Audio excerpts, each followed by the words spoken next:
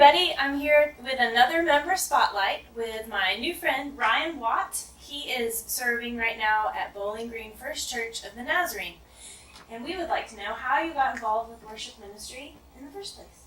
Well, I grew up as a Nazarene pastor's son, and we're just a branch of the Wesleyan side of things. And at age 14, 15, I was in a really small town, and some youth decided to get together and have Bible study before school on Monday mornings, and it started at 6:15. Wow. Well, that group kind of grew a little bit, and we decided it was just too early. So we changed to having it on Thursday nights, and one of the guys in the group, his parents owned a Chinese restaurant, and so every Thursday night we would go there and we would meet, and so we decided that we wanted to have worship in our time together, but nobody really played instruments, and I played drums, and I had at church since I was in like third grade, and but I was like, well, so my sister had a guitar and had left for college and left it at home, and so I picked it up on like a Sunday afternoon, just bored, and started playing around, and so I learned How Great Is Our God, and we sang it like a bajillion times because it was the only song. You can play. And yeah, and with soccer and everything, I was too busy, but I knew one song, and so that group grew to like 30, 40 teenagers in this Chinese restaurant, and so I just kept working on it, and then on my 16th birthday, our worship leader was going to be out of town, and he knew I'd been leading at this group, and so he said, would you be interested? And so I filled in for him. And did you play How Great Is Our God? I'm sure over we and did. over? I'm sure we did. By that point, I knew quite a few more songs, and I realized that the chords, you can use them for different songs. But that's hilarious. But yeah, so I led then, and I was just like, this is incredible. Like, to do this all the time would be amazing. So that was when I really felt like the call of God on my life to just really be a part of the church ministry and leadership. And so I decided to come study in Nashville at Nazarene University. They have a great department of ministry and religion.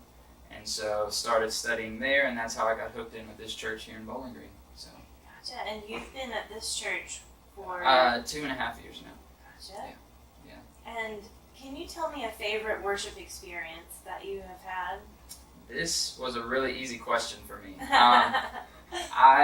In high school, once I had started leading at our church, we had a rotation of 3 guys that we would rotate out, and when we weren't leading, we would play other instruments, and one of the guys had met up with this guy named Johnny Hale, and he trains worship leaders all around the world, and we lived about 40 minutes from Fort Benning in Columbus, Georgia, a military base, and Johnny Hale was actually in charge of the worship there at the military base, and so my friend Sean threw my name out to Johnny, and so I ended up being a fill-in at the military base, and so I got to go out there a few times and lead, and it was incredible. Like, you step up to the mic and you say good morning, and there's 800 cadets that are in boot camp, and they respond how they've been trained. Good morning, sir, as loud as they can. And so that in itself, it was in that moment I realized what I got into. But then you strum that first chord and you start singing, and there are people that haven't sat still for more than an hour for weeks, and they've looked forward to their 1 hour with God type thing, and they sang so loud, and they were just so free and open about it, and and some guys just wept the entire time. Because they've just been toughened up the whole week, and this was their hour to just sit and really focus on Christ. So that alone was incredible. Just being with those people, and we would do 3 services, so it'd be 800, they'd clear out, they'd bring in 800, they'd clear out, and then they'd bring in 800 more, and people would just come up to me, I miss home, but I miss my guitar even more, and so just they'd be like, "Can I just play your guitar for a second?" And so Wow. even that, and I've kind of stayed in contact with some of the cadets there, and so that was, something that I know I'll probably never get to do again, and it was just a really cool experience. That's amazing. Yeah. That's a great story. Thank you for sharing that with us. Absolutely. Do you see any trends happening right now in the world of worship music? Yeah, I really had to think about this one. For me, I see this trend of really us as the church.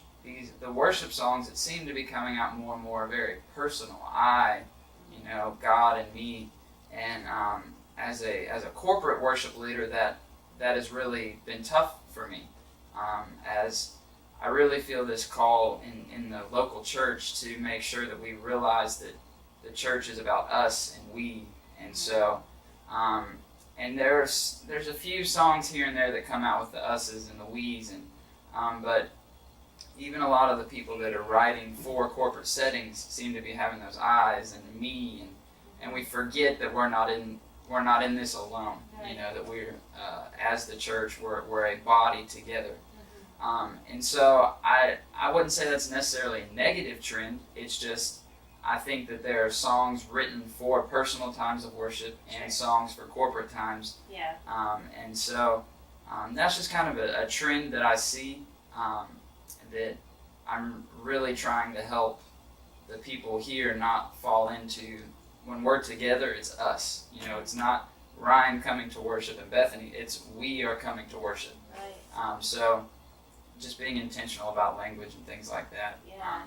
is a trend that I hope we kind of get into. We're all just parts of Right. the body. Right. We're connected Mhm. to each other, and we're supposed to feel each other's joy and sorrow Right. and Right. share it that way. That's Yeah, a great absolutely. observation. Well, can you tell me what your favorite song is right now? I know mine changes all the time. Yeah. So, that you're using with your congregation. One that we introduced about a month ago, it's called All Glory Be to Christ, and it was recorded by a group called King's Kaleidoscope, and I actually just stumbled upon it on Spotify one day, and the eschatology, the words, it's beautiful the way it was written, and it's written with those we and our words, but it's to the tune of Old Lang Syne. Oh. And so to teach it to a congregation, you get halfway through a verse and they think they know the song. Because that was my experience hearing it. I was like, oh, I know where this, the tune goes. Yeah. And so to pick up the words, it was super simple. Oh, I want to hear this song. Yeah, it's super great.